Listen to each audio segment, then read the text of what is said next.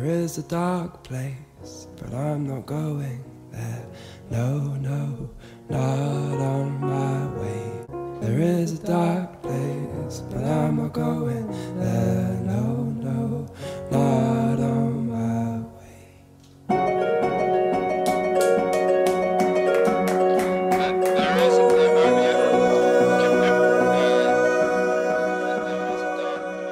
Hi, for the love of God, hello. I'm Jordan, and this is our Learn Parkour podcast about ADHD, which is done by two people with ADHD, but in a fun little turn of events, Lex and I cannot be in the studio at the same time, so we are doing two separate halves of a podcast. We have not consulted with each other what we're going to talk about. We have not listened to each other's recordings. We have no idea what's going to happen. So, in that sense, it's your average OLP episode. We have no idea what's going on. Basically, Lex recorded a section of the podcast earlier. I'm recording mine now. We are going to do our own little mini episode with a topic and a dopamine trampoline, and all along the way try and guess what the other person said. And we'll see if we're right. I don't know how this is going to go. So buckle up, my friends, and welcome to Or Learn Parkour Solo.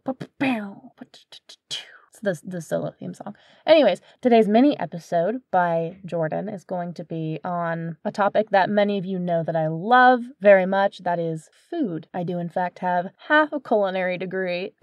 So... I'm joking. I do have half a culinary degree, but that doesn't make me an expert. But I do eat food, so I'm going to share with you today some of my tips and tricks to remember to eat and eat food that you like, because that can be a challenge with ADHD. You can be hyperfixated on something else and forget to eat. You can be having a little executive dysfunction moment and just not have the brain power to do all of the steps of the cooking, because there are many. You have to get ingredients out, you have to put them together, you have to deal with utensils, you have to do dishes. It's a lot. You could be, like I am and like Lex is, on a stimulant medication or another kind of medication that's an appetite suppressant, and then sometimes nothing sounds good at all and you just kind of forget about food. Or you actively don't want to eat it until your Adderall wears off at like 8:30 and suddenly you're so hungry and grumpy you want to cry and you can't do anything but order pad thai. I didn't do that last week. Anyways, so like I said, I'm not an expert on food. I do love to cook. I love to bake, and I have worked teaching chef. I've been a baker and a cake decorator, but that has not always translated to being the best cook on my own. But here are some ways that I remember to feed myself, and I got back into loving to cook. Number one, I made friends with snack food. I'll be completely honest with you. It's something in, our society that has kind of been frowned upon, snack food being like unhealthy or cheap or greasy or whatever. And I'm not here to tell you that's true or untrue, but A, your body needs fat and sugar and salt in some degree, even if that was all that was in every snack food, which is also not true. Your body still needs that, and anything is going to be better than not eating. Anything is going to be better than not eating. Anything is going to be better than not eating. So I just keep snacks that I know that I will eat. I always have one or two things, like I'm going to keep some chicken nuggets in the freezer. I'm going to keep shortbread cookies because I like them. I always like baked goods. But I know that I'm not going to just devour them like I would a plate of brownies. And those are just little boosts to either be the thing that you eat today if you don't get to anything else, or the thing that you eat that gives you enough power to tackle the next thing. It's like eating before going to the grocery store. It's so worth it. It's going to save you money in the long run if you eat a little strawberry shortcake roll now and you don't go to the grocery store hungry and buy more food than will fit in your pantry. I've never done that. So yeah, just buy the foods you like, keep them around, and remind yourself that if you can't always cook for yourself, you're not lazy. I had to spend a lot of time unlearning that, but again, as we have said before on this show, and we'll say it again, you are not lazy. Laziness does not exist. If there's a reason that you can't cook, then that's valid. Don't.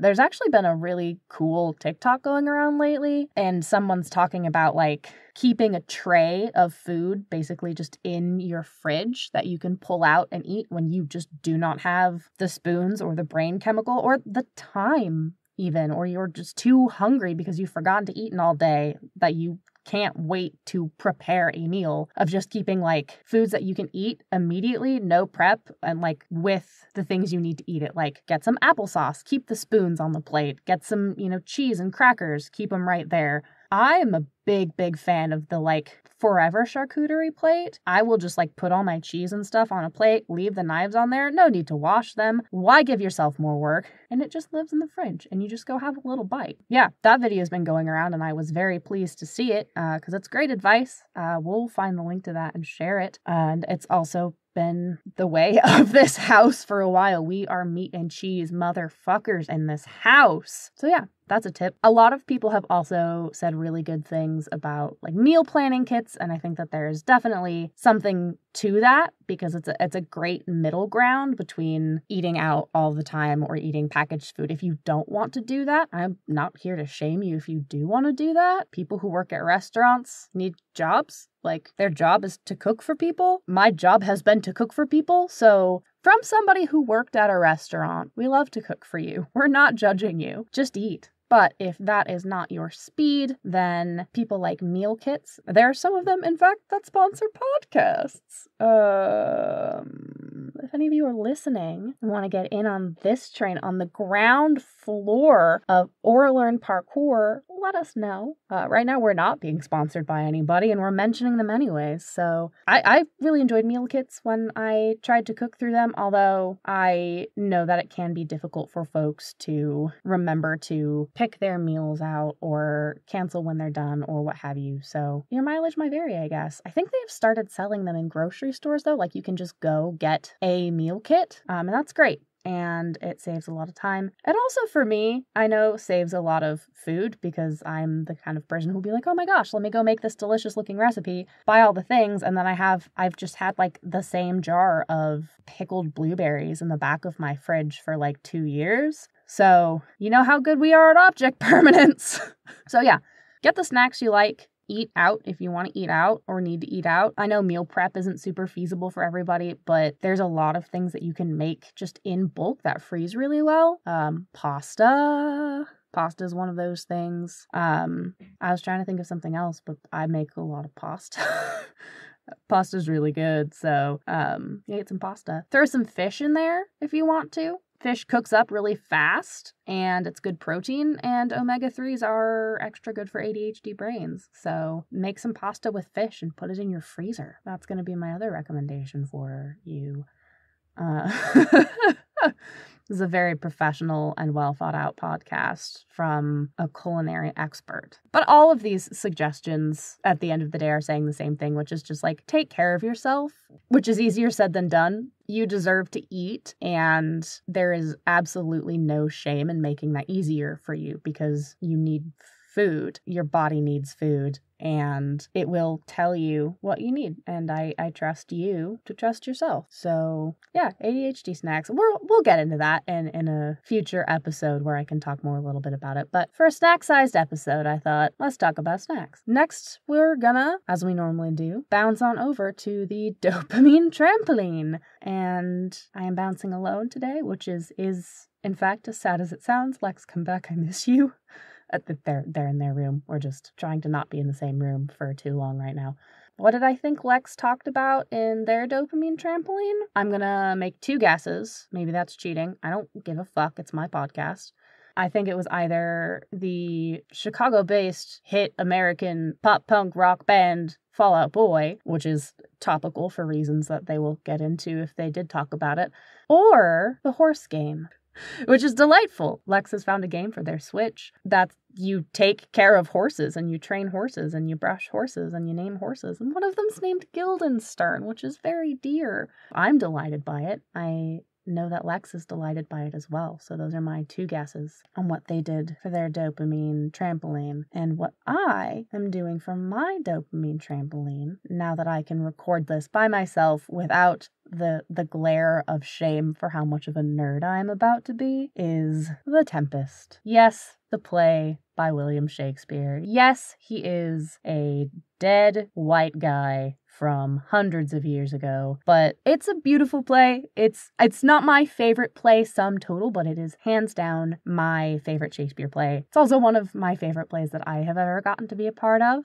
and it's really special. I think the plot of it is really moving and really relevant, as much as I hate to be the person who's saying that about Shakespeare, but it's different from any of his other works for a couple of reasons. I'll start with a quick little plot summary. So, Tempest starts out on an island. There are 2 humans on this island. There's Prospero, who is an old magician. In the literal sense, he does actual magic, not like tricks. He can control weather like storms, also called tempests. And he is there with his daughter, Miranda. And the reason that they are on this island is because like 10, a little under 15 years ago, forgive me, I have not actually read this play in a few years, Prospero was the Duke of Milan, but he was ousted from this position by his brother who schemed to get power, and it was only through the kindness of like one of his lords who was still loyal to him who put together like a boat with all of his favorite books and some clothes for Prospero and Miranda to escape. And they landed on this island that is in and of itself full of magic. That's another thing that I really love about The Tempest. It is textually the Shakespeare play with the most music out of anything that's attributed to him. And that's really neat because of the atmosphere that creates. Like, there's so much room in it to like play and explore and express yourself in production that there just like isn't in text. Like the text of Shakespeare is musical in and of itself. It's rhythmic, but not in the same way that music is. So it's so expressive and it's creates this beautiful atmosphere for magic and for withholding your belief and being in this place where anything can happen. They're on this island. They have fled. They have been living here. Miranda, was like 2 or 3 when they left, so she has never met another human being. And Prospero shares one of the kind of fairy spirits of the island who is under his control, that he has conjured a storm, a tempest, to crash the ship of the King of Naples on their shore for what seems like revenge on him and his brother who took him out of power and all of these people who have wronged him. And the ship crashes, but miraculously none of them are harmed. They come onto the island and they wander, and there's a couple separate things that happen. One, there's kind of the comic relief of the play that is Trinculo and Stefano, who are these drunkards who go off and interact with the spirits of the island. There is Prospero seeing his brother and the people who have conspired to hurt him, that he has just been carrying the hurt from, 12 or 13 years later. But also, like, the man who saved his life, Gonzalo, is there. And so he gets to see these people and grow through his hurt. And there's also, what is very dear to me, Miranda meets Ferdinand, who is the King of Naples' son. It's, not a tragedy, so someone does get married in the end. And they fall in love. And I think Miranda is just like a brilliant, beautiful character. Fun to get to be that reckless and full of hope. We don't get to see that in as many of Shakespeare's characters because they're so constrained by the world around them. But I think it's Miranda's hope that kind of is the agent of change. People say that Prospero is the main character, but he's like orchestrated this whole thing to exact revenge. But it's Miranda's ability to say, I have never met another human being in my life, but I am so sure of you, Ferdinand, and I am so sure of myself, and I am so willing to be optimistic and open my heart to these people, even though I know who they are. I know what happened to me and my dad, but I am going to lean into this incredibly radical empathy and curiosity about the world and confidence in myself that her and Ferdinand fall in love. And it is their connection that really kind of paves the way for Prospero to forgive the people who have wronged him and swear off magic that he's been using to hurt people and have a future that is not alone, because Miranda has made this connection and those two are together. And I just think that's neat. I have a lot of feelings about this play. This has definitely been longer than the snack section, so I will wrap it up shortly. But the other thing that I wanted to say about The Tempest is it's, about this man, Prospero, who has been weaving this magic for so long and been building these stories and trying to do right by his family, but also wanting some control over his narrative. At the end of the show, he has this monologue where he swears it off and he breaks his magic stick and he says, "I'm done. This was the last time." And when you think about that in the context of the history of this play, The Tempest is the last play that we know for sure that Shakespeare wrote. So I think that you can put together whatever narrative you want out of that, but whatever narrative you put together then with the addition of that Ferdinand and Miranda, like we are handing it to the next generation, and their curiosity is what makes the world continue to turn. That's what I take away from that play, and that's really special to me, and that's why it's my favorite show. There's also worth mentioning, I promise I am almost done. If you have listened this long to me talk about Shakespeare, God bless you, Angel. I'm almost done. I'm so sorry. And this next play is not by Shakespeare, but there's a wonderful play by Lauren Gunderson that's called The Book of Will, and it is about Shakespeare's friends after his death trying to collect all of Shakespeare's plays into like one official collection, because long story short, plays did not exist in the very simple, straightforward, all-contained books that we have now. They had to, collect scraps of paper. There weren't like publishing and copyright laws in the same way that we understand them, but they wanted to protect their friend's legacy so much that they go on this journey, and it is a stunning show. To be honest, I've not seen it in years, but I saw a workshop version of it in Denver in 2017, I want to say. And the end of the play, I cried so much, y'all, because it's Shakespeare's friends who have finally put this, and this is historically a thing that actually happened in the document that they put together, is what we now call the first folio. They take the first folio to Anne Hathaway and Susanna Shakespeare, who is Shakespeare's daughter, Anne Hathaway. Not that Anne Hathaway, although maybe she does not seem to age, so maybe they are the same person. I would believe it. But anyways, Shakespeare's wife was also named Anne Hathaway. They take this to them and they say, "We wanted you to see this first, and do you want to read it?" And Susanna, his daughter, is like, "No, I do not. I absolutely do not want this in my house. This is the reason my dad was never home. This is what he put all of his love into, not me. Get it out of here." And his friends say, no. His love for you is right here. Maybe not in the best way, but they open it up to The Tempest. This play of him giving up his magic and saying, "I trust in you, young ones. I believe in you." I think the way that it honors and explores those relationships is really special. And I'm a theater nerd, if none of you realized that by now. So that's why I love The Tempest. That's also why I love Book of Will. Please go read it. We love living playwrights. We love female playwrights. Check it out. All of her work is stunning, Lauren Gunderson. But yeah, if you've listened to this entire thing, I cannot thank you enough. Thanks for tuning in. We'll see what Lex thought I said for my dopamine trampoline, because they probably did not guess it was going to be this much. I'm going to stop recording now. Thanks for listening. Take care of yourselves. Take care of each other. All of the things that you know and love will be in the episode description like they normally are. Bye!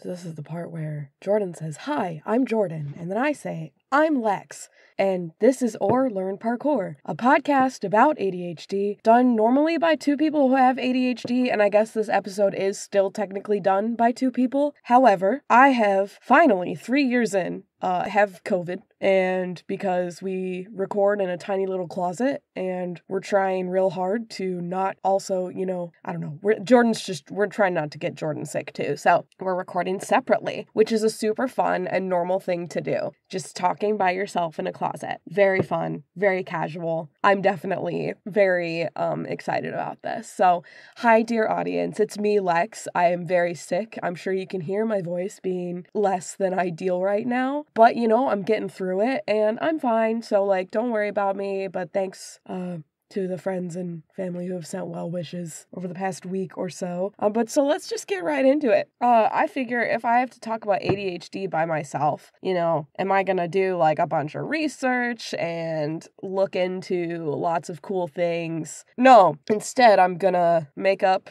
fun facts about ADHD that are definitely true and absolutely, you can't prove me wrong. So, let's see. Did you know that if you have ADHD, you actually are capable of farting at a decibel of sound that only dogs can hear? I know, right? Science is magical. Yay, neurodiversity. Let's see. Another fun fact about ADHD is that, oh no. See, okay, this is the part where I, forget what I'm saying, and then Jordan will jump in and start saying something else, or, ask me if I'm doing okay, bud, or have you seen God in the abyss that you're staring into, or, what's happening, right? So, I'm really just swinging for the fences, but let's see. So far, I've got ADHD farts on my list. And that's definitely factual, definitely scientifically provable, and you can't tell me I'm wrong. Let's see, what else? I guess I could explain the logic behind that, right? So, when you have ADHD, your farts are different. See? Easy. 1, 2, 3. You could explain that to a kid. One thing Jordan and I talked about was talking about something with ADHD and then guessing what the other one is going to talk about in this weird little 1v1 episode format. So obviously Jordan's probably going to guess that I'm talking about farts or something, but I'm going to just take a wild stab and say that Jordan is talking about what it's like to be friends with someone with ADHD, or maybe about how drinking tea can affect how your ADHD. Jordan's been drinking a lot of tea lately, so we're actually hosting a tea party eventually once I'm no longer, plagued. So that's my guess. We'll see if I'm right.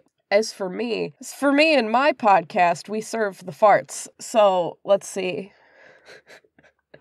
This is wild, my friends. I could pitch a film. I've done that before, but actually no, because I would like to sit back and hold that for when it counts. Unless someone from Netflix is listening, in which case I guess then this would be the time where it counts. But okay, basic elevator pitch. It's a buddy cop style film, except it's not cops. It's a forest ranger, and the buddy is not another forest ranger, but Sasquatch. I've written scenes for this movie. It is in progress. It is going to be my magnum opus, and I can't wait till somebody picks it up at some point. Let's see. Okay, I got Sasquatch, I got farts, I got my guess on what Jordan's talking about. Oh, I'm also supposed to guess what Jordan's dopamine trampoline is, and I'm gonna guess that it's some weird international television show that I've never heard of, but that is very twee and cute. Or maybe it's the book about growing your own herbs for tea specifically that I did just get Jordan for Christmas this past year. So those are my two guesses. I guess two guesses is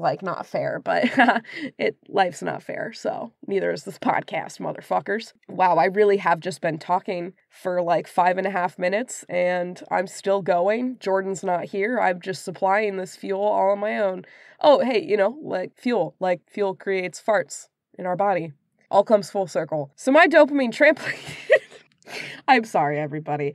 I have COVID. I have been out of, I've been working from home the past week, but, working from home is really putting it generously because there was a lot of sleeping involved in that. And I just cleaned a lot of my room today for the first time in, 3 months. So, that's great. But I will admit my podcast preparation has fallen quite short. So, with that, I'm going to get to the meat of my episode, which is, of course, my dopamine trampoline. Now, dopamine trampoline is my favorite part of the podcast, which I think I've been vocal about before, but now that it's just me, I can say it. I like the dopamine trampoline better than our educational bits, normally because as hard as Jordan tries to make it fun, and as fun as Jordan is, sometimes material is just very dry, and I get very bored. And sometimes, we'll be doing an episode, and I'll be really bored and finished and feel like I can't do any other goofs or bits, and then we just sort of stop, because I'm like a little bratty toddler in that way. Excuse me, I just burped, so I can throw that in with the farts. ADHD farts can also cure cancer. I'll throw that one in. Let's see. Oh, right. So my dopamine trampoline, which is my favorite segment of the show. Dopamine trampoline, it's when we talk about things that are giving us dopamine, making us feel happy, getting us through the day, whatever way you want to put it. Sometimes it's a hyperfixation. Sometimes it's just a passing fancy. This week, I will admit that it is probably a combo of passing fancy and hyperfixation from childhood, because my dopamine trampoline is about Palomino horses. Now, you may be wondering, hey Lex, we know you're a horse girl. Do you really have to put us through this? Do you really have to go the distance? And the answer is yes, because Palomino horses are my favorite kind of horses. And they're real cute and really pretty. And one of those famous old westerns that probably hasn't aged well at all. I haven't watched it since I was a small child, but there was a western where the cowboy's horse was named Trigger, which we're going to look past that as well, but the horse was played by a Palomino in real life. So a Palomino is not necessarily a breed because it's specifically the coloring of a horse. So there are different breeds of horses that can be Palomino, but a Palomino is a genetic color in horses consisting of a gold coat and white mane and tail. So basically they're the blonde horses. And the way that it happens is actually really interesting because there's a single allele of a diluted gene called the cream gene working on a chestnut-based coat, a red coat. And by coat, I mean fur, the horses have coats like animals do. So Palominos are only created by a genetic mechanism of incomplete dominance. So it's not considered true breeding, right? Because you can't guarantee it. So all that said, a Palomino horse could have a baby full, a little colt or filly that is not Palomino. And though their mom is a Palomino, and maybe their dad's also a Palomino, that baby horse is not a Palomino if it's not that color coding, right? That's the only way that they are classified as a Palomino. They might carry the allele and it could pass on to a next generation, which is probably good to know for people who are trying to breed for the Palomino color. But all that said, these horses are super pretty. They're the blonde horses. And when I was a little kid, I always wanted to have blonde hair, which actually, as an adult, I've always wanted to have blonde hair. And I have black hair, dark brown raven hair that is just so dark. It just absorbs all the light around it. And I, really, as a child, just wanted to have the blonde Farrah Fawcett locks of my dreams. And I finally bleached my hair in college and I lived that blonde life for a while. It was fine, but, if you've bleached your hair, you know that it's rough. So I like being blonde, and I think that probably translates to my love of horses and liking the blonde horses, right? So I mentioned Trigger. He was a Palomino who's arguably the most famous Palomino in culture, but Palominos, because of their color, are very striking and very pretty, and so they're often sought for parades and things like that. They're used in a lot of show jumping and dressage. They're really sought after because they really stand out and they just look great, right? They're real cute. And they've got usually pink little noses because they've got the cream white gene undertones. And I haven't ever met a Palomino that I didn't think was the cutest little horse in the world. Oh yeah, I'm looking up some fun facts, right? Because what's a dopamine trampoline without fun facts about whatever's bringing me dopamine? And the cowboy who rode Trigger, his name was Roy Rogers, which I feel that's probably a bigger touchstone for most people, but I had to look up what the cowboy's name was because I don't know. I just remember the horse, Priorities. Another one, probably at least a familiar name, is Mr. Ed. He had his own TV show in the 1960s, and yes, Mr. Ed is a horse, and he was Palomino. And then the only other thing that Wikipedia is telling me is that in Xena, Warrior Princess, the TV show from 95 to 2001, Xena's horse Argo was also a Palomino. So yeah, I love blonde horses. Oh yeah, if you're wondering where the word Palomino comes from, it's a Spanish word meaning baby pigeon. So it's the diminutive of paloma, a pigeon, and it's because it refers to the color of a creamy colored pigeon. I'm sure Jordan will share pictures of Palomino horses that I send her, which would be fun, but also I'm sorry for talking about horses on our podcast, Jordan. Let's see. Oh, right. The other thing that I was going to explain is if you're like, hey, Lex, this is cool and all, but why are you talking about horses again? And that's because I've been playing this one video game. It's really bad.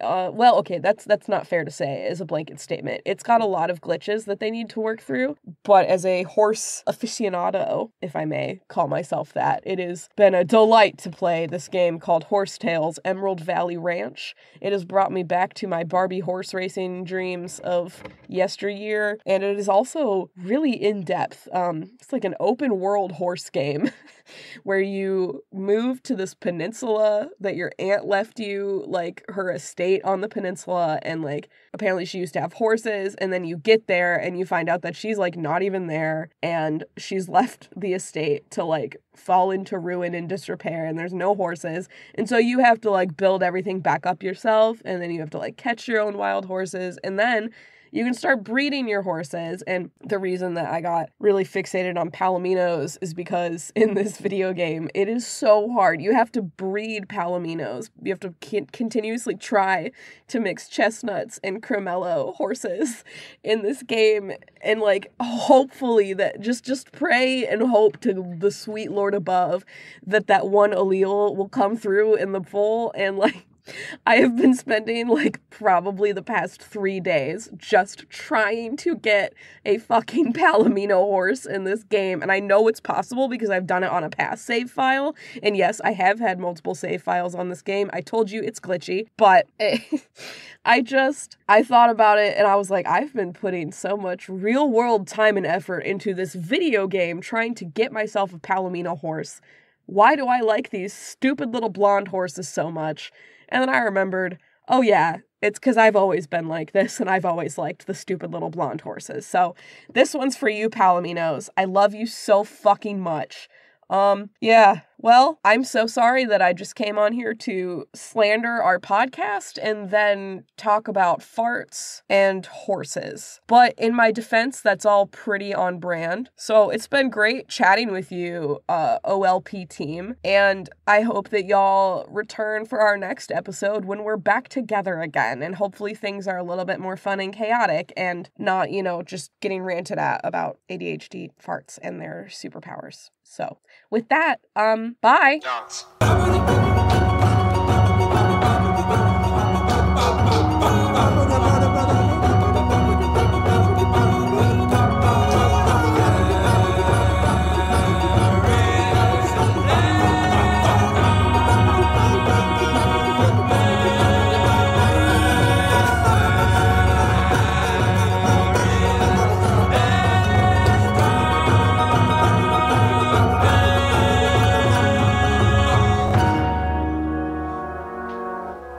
Da da da da da da da da da.